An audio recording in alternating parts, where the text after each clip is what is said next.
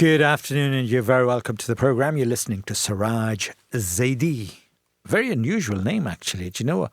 Everybody asks me, where are you from? I mean, because my name is not Michael O'Connor, or that's the way things are here in Ireland. Anyway, welcome to the programme. You're listening to SIRAJ ZAIDI until 4 o'clock. And I hope you'll stay with me until 4 o'clock, because today the programme is jam-packed. Why not? Because we are becoming the head of Europe for 6 months, and I'll be talking about that.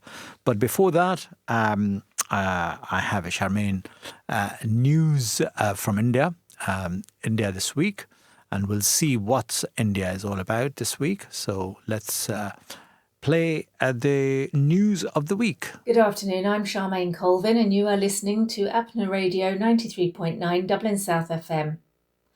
On India this week, leaders of India's Youth Cockroach Janta Party neared 2 weeks of sit-in protests on Tuesday, backed by a well-known activist who has started a hunger strike in support of their demand for the resignation of the Education Minister. The protests in the capital, Delhi, come as sources say the government is weighing significant cabinet changes. With Indian media reporting, Education Minister Dharmendra Pradhan could be moved from his portfolio. The CJP, which gained 22 million followers on Instagram within a few days of being set up last month, is demanding his resignation for the leak of question papers for a national medical college entrance examination. Pradhan, his ministry and the government's chief spokesperson did not immediately respond to requests for comment. About 100 supporters of the CJP have been gathering daily at the protest site in central Delhi. With each passing day, more people are coming here from different parts of India, said 30-year-old party founder Abhijit Dipka, as he and social activist Sonam Wangchuk sat on a makeshift stage beneath a banner calling for Pradhan's removal. We are waiting to see what the government decides because there are reports of a cabinet reshuffle. Once that announcement comes, we will decide the next course of action. Wangchuk is a prominent critic of the government who was arrested last year after violent protests demanding statehood for his native Himalayan federal territory of Ladakh. Wangchuk said he would undertake a fast that would last 6 weeks unless he died first. But hopefully we don't have to go that far, he said. A sensitive government in a democracy listens to the pains of people, and I hope they will take action. CJP describes itself as representing the lazy, the unemployed and the chronically correct. Its rapid online rise reflects frustrations among young Indians, who are estimated to make up more than half the country's 1.42 billion population. India's unemployment rate was 3.1% in 2025 for people aged 15 and above, but nearly 10% among those aged 15 to 29, rising to 13.6% in urban areas. The CJP has drawn criticism from Modi's BJP, with party president Nitin Nabin saying this week that these virus and cockroach parties can hollow out the country. India has recorded its driest June in 12 years, and the fifth driest since nationwide rainfall records began in 1901, according to the country's weather department. The India Meteorological Department has also forecast below normal rainfall for July, raising concerns over the progress of crop sowing this year. Government data shows the area planted with summer crops until the end of June is down by nearly 23% from the corresponding period in 2025, with rice sowing falling by a quarter. Millions of farmers rely on a seasonal monsoon rain to sow their crops, and a shortfall or delay significantly affects their output. Data released by the Federal Agriculture Ministry showed farmers had sown summer crops across 18.27 million hectares till the 30th of June, down from 23.65 million hectares during the same period last year. India's main summer crops include rice, pulses, coarse cereals, oilseeds, cotton, sugarcane and jute. These crops depend heavily on the southwest monsoon, which normally provides about 70% of India's annual rainfall. Immediate concerns follow an exceptionally dry June. The IMD had forecast June rainfall at 92% of the long period average. Instead, India received 39.8% below that prediction. It was the fifth driest June for India since 1901 and the driest in 12 years. The government says it has stepped up preparations for the possibility of a weak monsoon and El Niño conditions, a climate pattern characterized by the abnormal warming of surface ocean waters in the eastern tropic Pacific.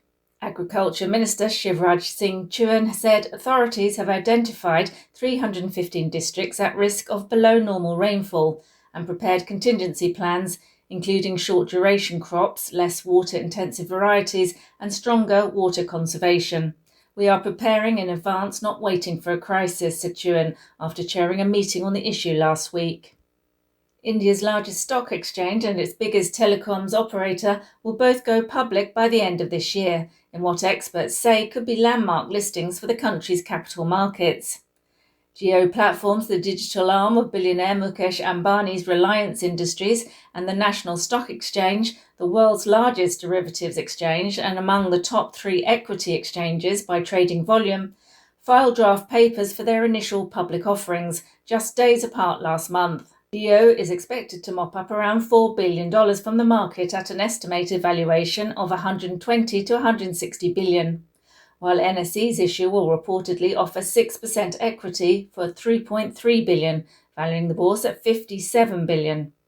Beyond the unprecedented scale of the offerings, which could take India's overall market capitalization up by several notches, investors are closely watching the listings because they represent the sweeping changes in the way Indians have come to live, consume, invest, and transact in the last decade.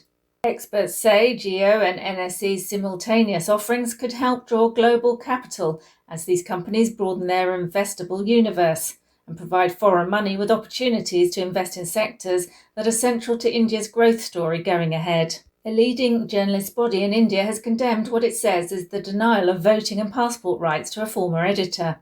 R. Rajagopal, who worked at the Telegraph newspaper, says his passport renewal was held up after his name was removed from the electoral roll in West Bengal during a controversial voter list revision. Known as the Special Intensive Revision, SIR, the exercise has been carried out by the Election Commission of India to identify ineligible voters. Critics say it has wrongly removed millions of eligible voters, a charge the ESI rejects. In a statement last Sunday, the Editors Guild of India said Rajagopal's case highlights the misery that millions of Indians are being put through because of the SIR exercise. It added that if an influential public figure like Rajagopal could be stripped of his voting rights, the plight of ordinary Indians was likely to be far worse. The ECI has not publicly responded to the specific allegations about Rajagopal. Since the SIR exercise began on the 4th of November 25 across 12 states and federally administered territories, about 60 million names have been removed from the electoral rolls. Around 9 million of those were in West Bengal. Rajagopal is among the thousands who have appealed the decision in court.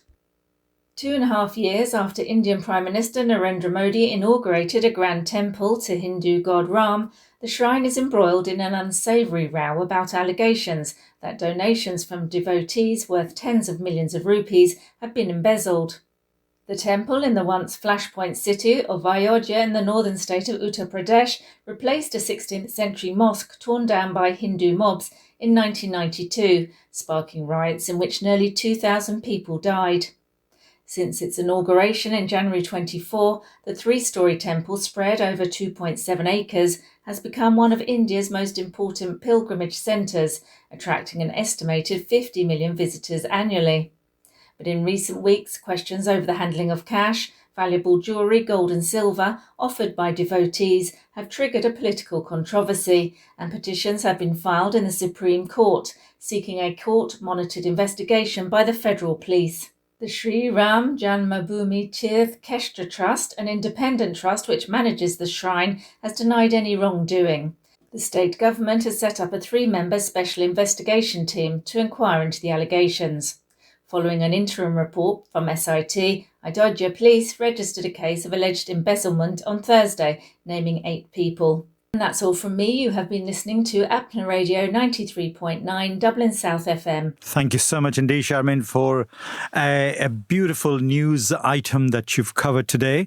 And that is the state of affair, unfortunately, demolishing mosques and building temples around that. I constantly receive that type of feed in my social media as well.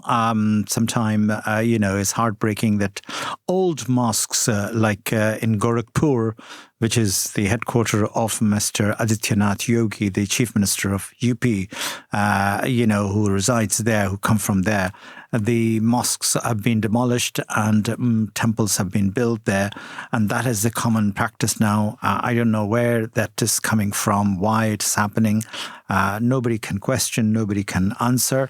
They can answer if they want to. What the answer is that they are trying to rewrite the history of India. In fact, 400, for thousands of years or 400 years of previous history is going to be removed by demolishing houses, and there's bulldozer policies demolishing, neighborhood. Aligarh has recently came into a frame as well in Uttar Pradesh, whereby the houses and the buildings and belonging to the people who spend all their life building those kind of residential building for themselves, businesses for themselves, are being demolished, and bulldozers are being the name of the game. Now, this bulldozer policy, let me say that, is coming from Israel. Yes, Israel is working hands in gloves with the Indian government and also, guiding, in fact, the administration that the way Palestinians' home has been demolished over the years, that has been actually implemented now in India. Anyway, that's a very big story, and I'm not have a time to go into it. What I do have a time to talk about it is the pertinent question for our listeners here locally, and that is the Europe's eyes fall on Ireland yesterday as the state assumes the presidency of the EU Union. Yes, Ireland has become the head of the states. It's a rotating presidency. Yesterday was being crowned as the eighth time. In fact, it was last time. It was since it's joined in 1973. It was it's a kind of thing. Back in the 2013, where the presidency fell on the country last time, but now it will be the eighth time that Ireland has taken on the role since we joined the EEC, European Economic Community, as it known at that time back in 1973. Now, however, compared to the previous presidencies, given the cycle of crisis the EU has confronted in recent years, the stakes could not be higher. And I'll talk about that. I have a brilliant contributor, famous RTE contributors, Tony Connolly. You must have seen him in reporting for the national television. And he's been also talking about that. He's in Ireland, of course, because he's a European correspondent, a brilliant journalist who works for national broadcasters. They are comparing that given the crisis of the EU has confronted in recent years, the stakes could not be higher. The sheer volume of legislation that the government will be expected to steer through the EU's laws-making machinery could not be greater. And so therefore, the Tony Connolly explains the rotating role of the EU presidency. However, Ireland has prepared for it, and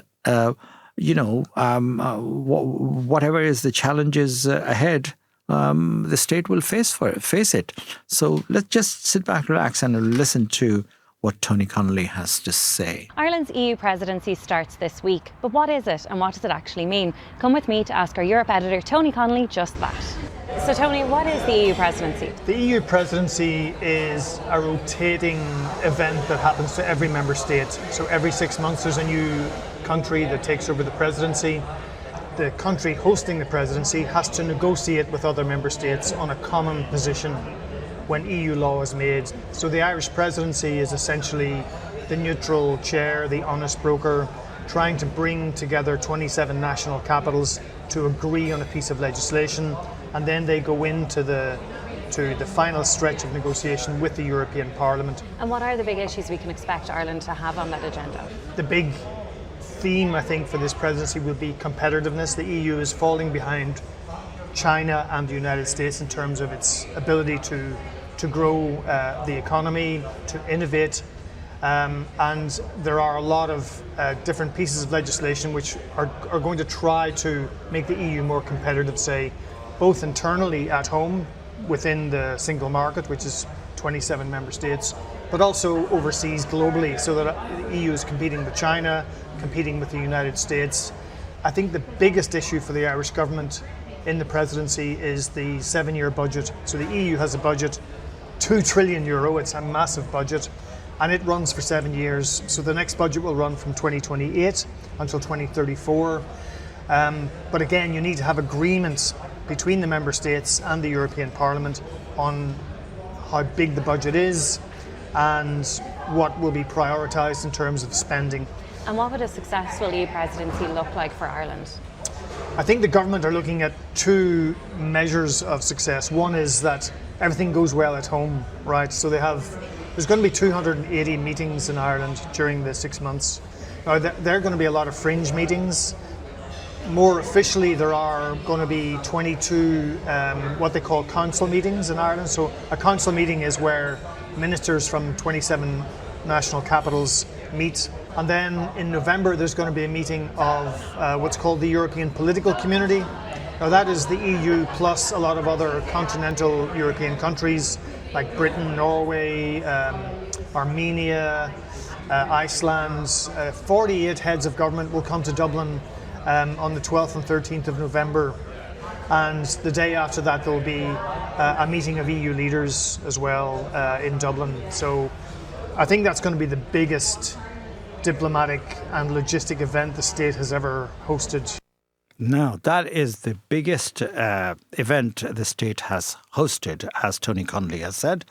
Back in 2013, the EU presidency fell on the country to Ireland, and it was badly bruised by the banking crisis and subsequent EU IMF bailout, in which I was part of it, a two-part series drama produced by TV3 at the time. I played the IMF chief, Modi, who comes from Europe, to bail out the country with my assistant Chopra.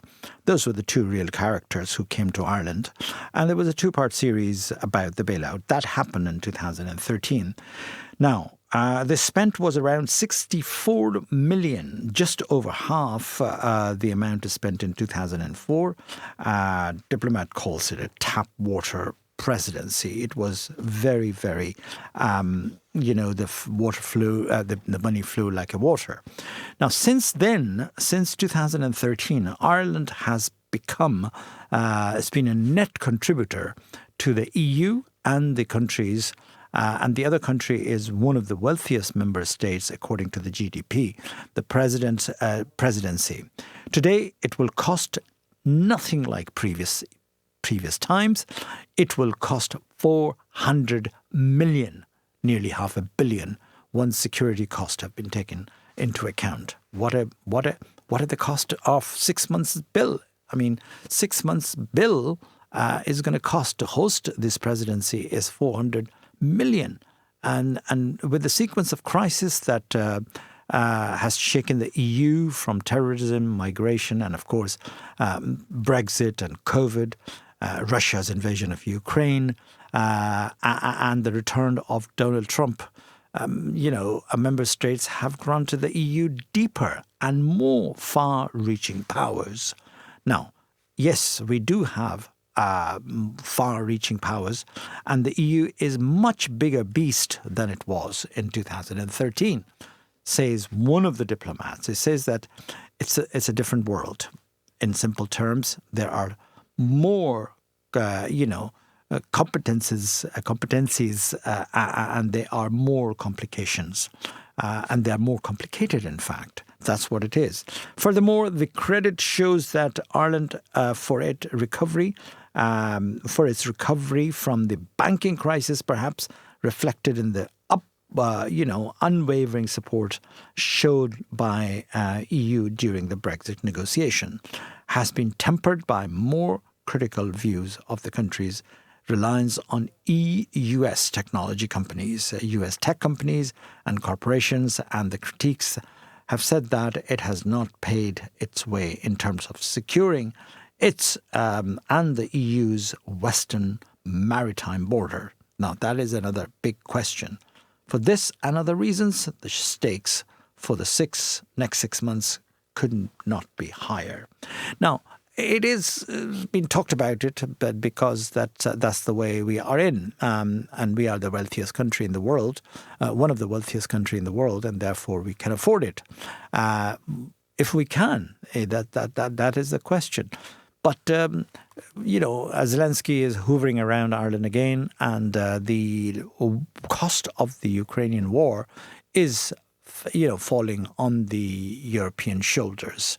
And why can't we sort it out? Why can't we let it work out between Mr. Putin and himself, and to say that, look, guys, fighting does not produce any results, except, yes, there could be a winner and loser. What's happening out in the Middle East is another story. And we are more concerned about the war in Ukraine, I've been always saying in my program here, than the war in the Middle East, which is far-fetched. But the ripple effect of that war is also being felt like it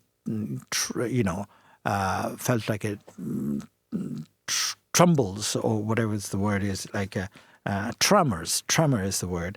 The tremors are all around the world because it's connected to the economy, connected to the oil, connected to the fertilizers, connected to everything. Trade goes through the Hormuz narrow choke point, in which the world's 20% of the oil passes through. And that is what is at war right now. So the Americans are playing game, and the Iranians are no stupid people. They are playing equally powerful game. And that game is going, and it's actually, sending up the stock market up and down every day when the missiles are fired and all that.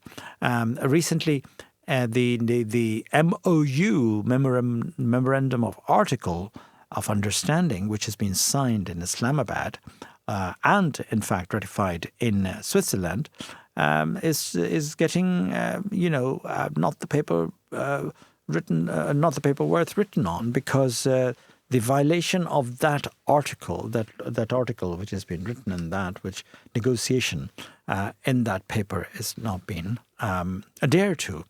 US, of course, has broken the promises by attacking the various points in the ports of Hormuz and the Iranian territories, and of course Iranians have retaliated their US interest in Kuwait and in Bahrain.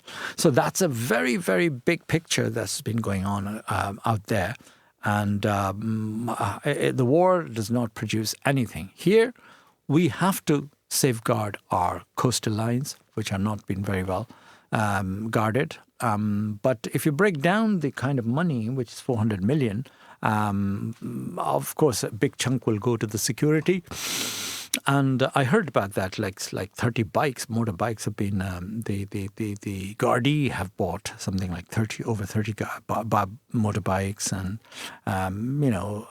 ministers and EU presidencies, EU ministers and chiefs will be flying in and out of Dublin, and, that sort of things are going to happen in the next 6 months until it gets rotated back to someone else. But that is a big news. It is happening this week, happened. And so therefore I felt very strongly about covering it. That is the EU presidency is headed by ourselves here in Ireland at a cost of 400 million. Now, that's that. I will talk to Sharad now, because Sharad has actually put together a decent analysis of another crisis in India. He's always specializing at this stage, I think, is the problems and the crisis that is always going from one peak to another peak. There's no peaks and troughs. There are peaks and peaks, and that is what is happening in India. So sit back, relax, and see what Sharath has discovered this time. Today, I wanted to discuss something that is really bothering the people of India and the intervention of government for last 12 years into the issue of citizenship, identity, and of course the voter eligibility. And there is a broader pattern in which there are questions that are raised on and off by the government about the public policy that is governing the issue of residency, the identity, and the citizenship of Indians. Now, over the past decade, there has been increased scrutiny of these three parameters that we are talking about. And in the process, there have been a mix-up about the documented government action and about the political intent. There were measures like NRC, the National Register of Citizens, the Electoral Roll Revisions, SIR as we know, the Aadhaar restrictions, and the census delays. They all have generated intense political and legal debate. But whether they amount to democratic reform or democratic backsliding, this is where the contest is. So the recent controversy over this passport as not being a proof of citizenship is just not an isolated administrative episode. It is actually fitting into a broader pattern in which questions of citizenship have increasingly moved into the center of this debate. Now, ever since, if you remember, 2014, successive decisions by the Union government and the Election Commission, they have subjected citizenship-related documents to unprecedented scrutiny. So the National Register of Citizens, that exercise in Assam, that required millions of residents to establish their ancestry through decades-old records, leaving nearly 1.9 million, about 20 lakh people, initially excluded from the final list. Then came the Citizenship Amendment Act, which got passed in 2019, and it further intensified the debates by introducing religion as a criteria for an accelerated path to citizenship for selected communities from neighboring countries. Now, more recently, the Election Commission's Special Intensive Revision SIR of the electoral rolls, particularly in Bihar and Bengal, they again revived the concern about whether existing voters could be required to repeatedly prove their eligibility. And that is despite possessing long accepted identity documents. Simultaneously, when people went to Supreme Court, the Supreme Court has consistently held that Aadhaar is a proof of identity and residence, though it is not a proof of citizenship. And therefore, Aadhaar becomes not as a definitive document for electoral eligibility and therefore nationality. Another exercise of the 10-year census, which was originally scheduled for 2021, that has just started in 2026. And there are questions about the consistency and the efficacy of the methods of this census. So this has added another layer of uncertainty among the citizens of India. Now, the census, that has an underpinned constituency of delimitation, welfare planning, migration estimates, and demographic policy. Without an updated population data, questions surrounding representation and citizenship, they have become even more politically sensitive. Taken individually, these issues, each of these measures may be defensible by the government as an effort to improve administrative accuracy. That's what the argument and the reasoning has come forward. This is also a reason to eliminate illegal immigration. This exercise is also to prevent electoral fraud and also to modernize public records. But then, on the other side, there is skepticism that together, these exercises, they are creating an environment which ordinarily citizens are repeatedly asked to prove their identity and citizenship, even after decades of recognition by the state. And now, the recent clarification that the Indian passport is not a conclusive proof of citizenship, therefore, appears to be a burden on each and every individual in this country to again prove whether they belong to India or not. So historically, we have seen that few democratic states like United States of America, Germany, and the Nordic countries, they have changed their attitudes towards citizenship. And as late as 2 days ago, we have seen a Supreme Court judgment in US where it has overturned the Trump's presidential order of not recognizing the citizenship of America by birthright. So all this debate across the world is going on. And especially after September 11 attacks, the US dramatically expanded identity verification, immigration databases, and of course the border controls. But then they are plagued by a massive illegal immigration from its southern borders with Mexico. So in US, we are seeing a case of national security, which is driving the national citizenship register, if that's the case. But then it is leading to excessive surveillance, and that is where the problem is. So there is an external factor which is causing the United States government to take an exercise of stricter citizenship databases.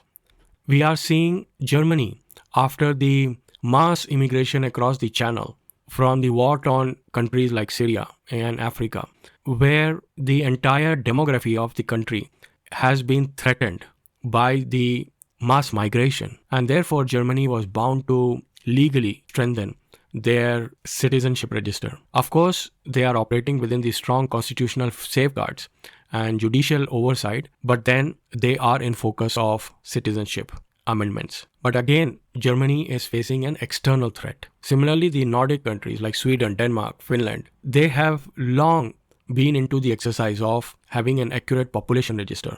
But then for them it is easy because with the practice of advanced technologies and small population, they are able to effectively manage the register. But this is not the case with India. The point is that the democratic nations have undertaken the exercise of citizenship register, but we are also seeing that there are cases of democratic backsliding by the governments in Hungary, where the voter registration rules, electoral boundaries, and citizenship policies, they have been repeatedly tailored to favor the ruling party. And that has been a complaint by the democratic watchdogs across European Union.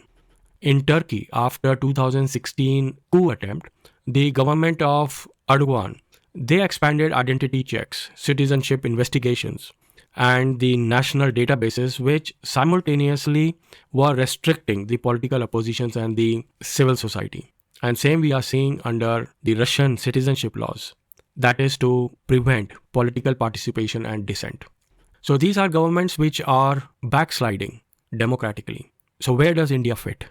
If you look at the historical authoritarian governments, Nazi Germany, their population register and identity documents, that became the tool for identifying, segregating, and persecuting Jews and targeting communities like the Gypsies. And the administrative records subsequently enabled systematic discrimination and ultimately genocide. Same was the case with apartheid South Africa. The laws and the racial registration system determined where individual can live, work, travel, and that made identity documentation central to the national control. We saw in Soviet Union that there was an internal passport. So these are the methods used over a period of time as in history, a learning from the history, that states have exerted extensive control over citizens' lives using the identity documents, the passports, and other forms of government-issued documents. So we may say that history does not clearly support the hypothesis that every government is strengthening citizenship record just to be authoritarian, because at the end of the day, country like India, with 1.4 billion people, it needs an accurate population register. And that's important for well-functioning democracies. But then the question is about how the systems to get the accurate register that is being administered. So there is a warning sign when identity documentation begin to threaten democratic norms. If you see repeated demands that citizens reprove previously established legal status. So the Aadhaar card is already there. That was a massive exercise. Before that, the election card was issued to the voters of India. That was again a massive exercise, and that had a image on the card. Then we are seeing frequent changes to the documentary requirements to the making of passports or Aadhaar card or voter card. And this effort, if you see, is unequal across the country, like it is much more stricter in West Bengal and Assam, then it's a warning sign. As in case of West Bengal, we saw in the voter list that there was a limited opportunity in time, I am repeating, for appeal and a judicial review, and that too not in an efficient way, where initially 9 million voters were delisted, which came down to more than half that number, but after a judicial review. But that exercise was really chaotic. So this is a warning sign, which is threatening a democratic norm.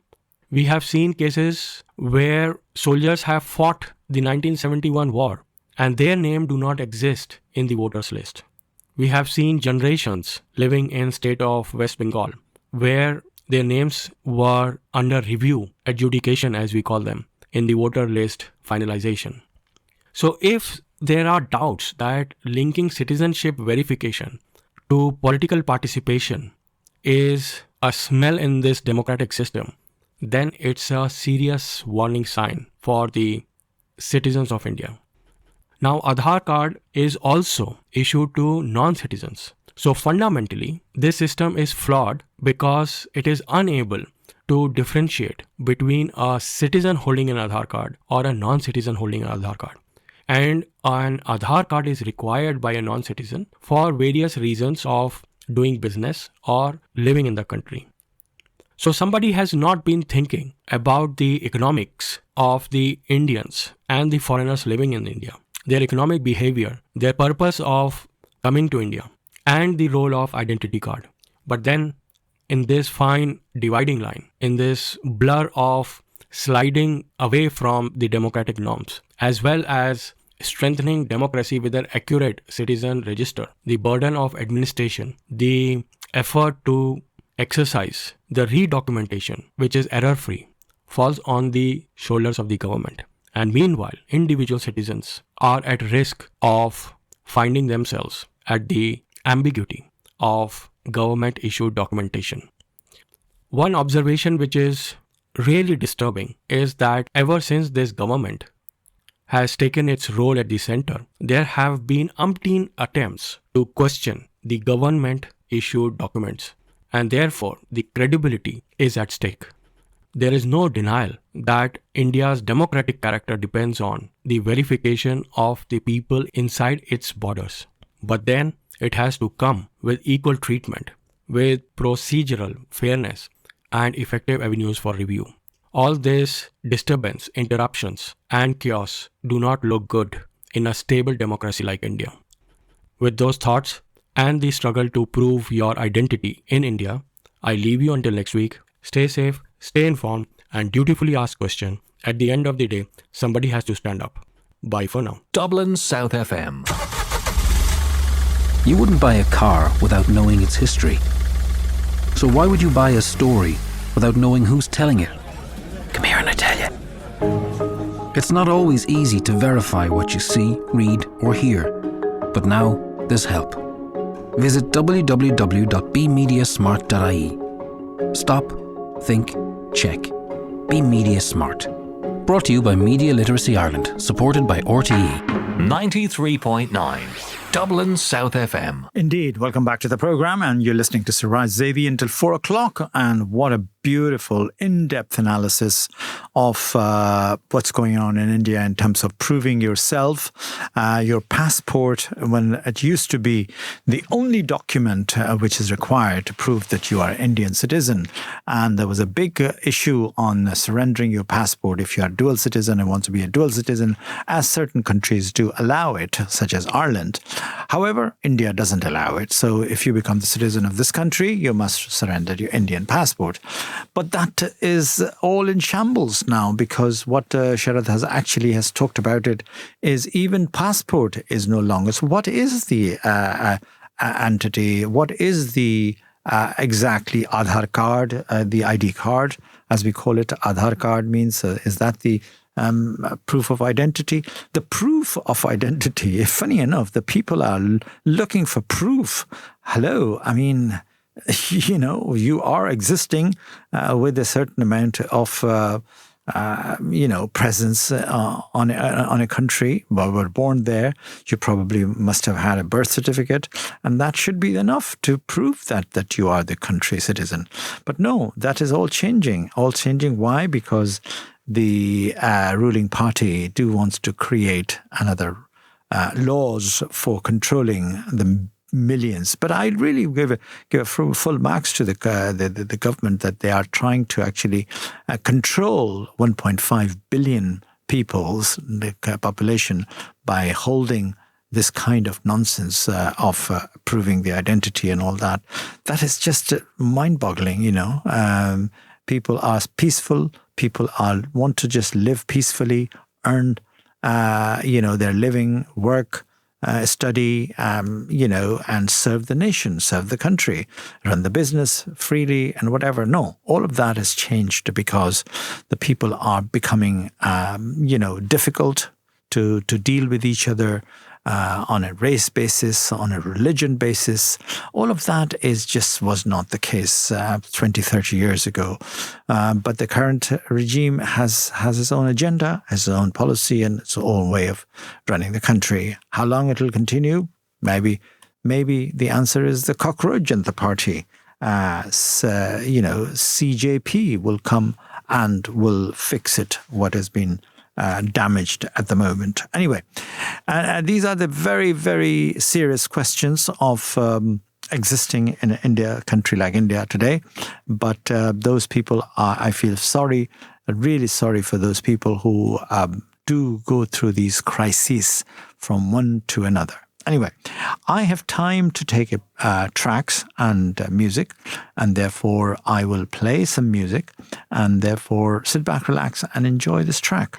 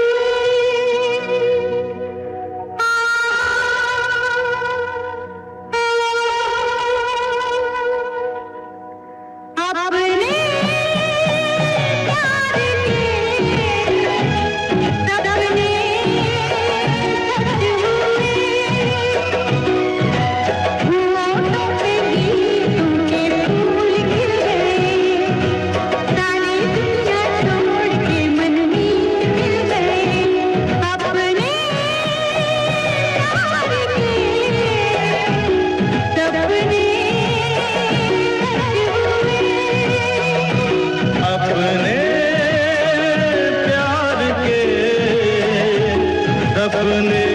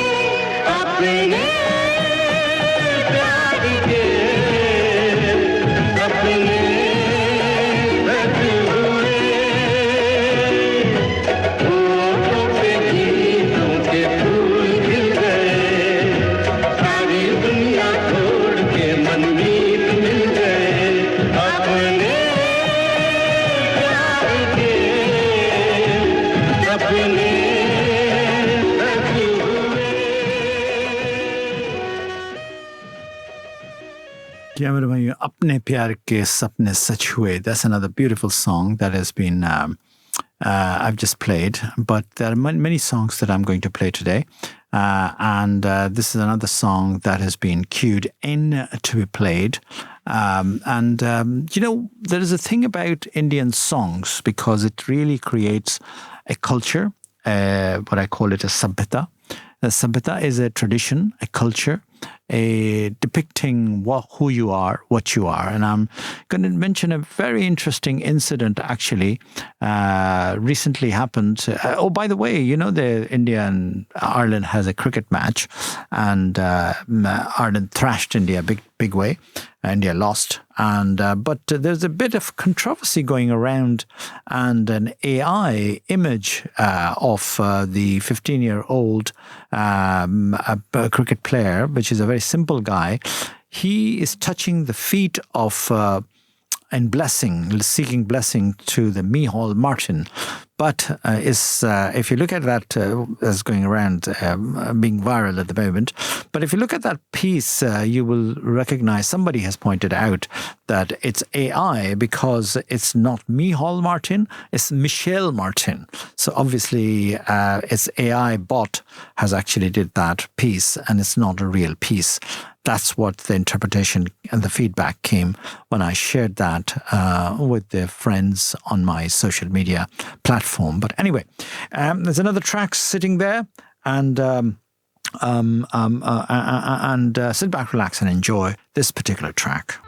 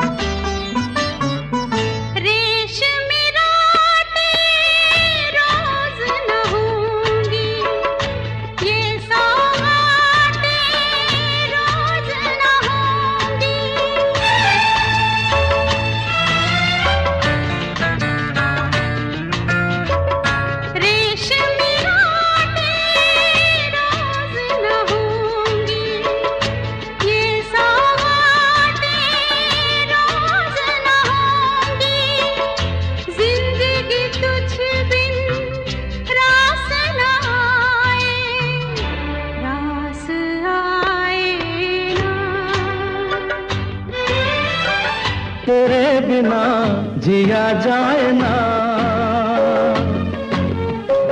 तेरे बिना जिया जाए ना। तेरे तेरे बिन साजना सांस में सांस आए ना हो तेरे बिना जिया जाए ना. Jiye Tere Bina Jiya Jaye Na. It's a beautiful song, actually, picturized on Vinod Mehra and Rekha. And the pair, Vinod Mehra and Rekha, was one of the best pair of the cinema industry at that time in the 70s and 80s. And poor, then they got married. And indeed, we lost Vinod Mehra. Vinod Mehra was an unassuming, smart actor, good-looking, leading actor, and he's done a huge amount of work with the various artists, and particularly with the Rekha ji. So many songs have been picturized on them in different films, and I would really like to play another song that is a beautiful song picturized on Vinod Mehra and Rekha ji.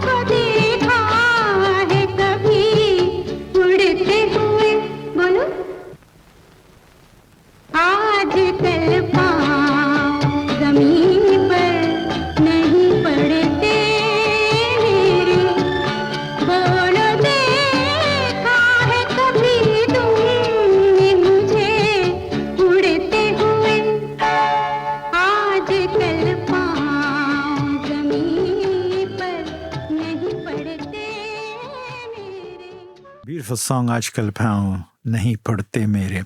Beautiful song indeed, Lata ji and Muhammad Rafi and Kishore Kumar. These are the combinations of the singers, but another song that has been lined up I want to play before I go and say goodbye to you, because the time is ticking over and therefore it's nearly a couple of minutes left, and I really want to squeeze one more song before I say goodbye to you.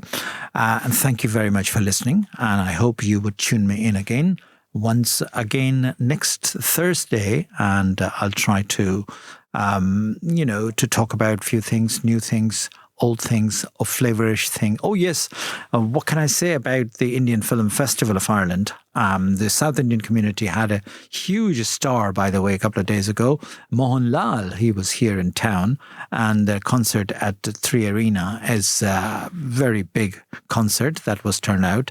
The Malayali actor was here in town, and many other things are happening. The concerts are really happening big way. I was able to assist a little bit of another concert that was organized by the Ayushman events and things like that. So there's more things are happening. Javed Ali, the singer behind Kun Faya Kun song, is also coming up. And indeed, that is another beautiful song and many other songs that Javed Ali has sung is going to be played in August. So I'm going to bring the organizers here in the studio, perhaps, which you will talk about basically what is this concert is all about and how, and the flow of Indian live concerts and the convention center, no other than the convention center, which is a huge venue, and open air concerts and RDS, and competing at par with mainstream Irish ones. Anyway, I'll talk about that when the organizers will be in the studio. And but for the minute, enjoy this particular song, and bye for now.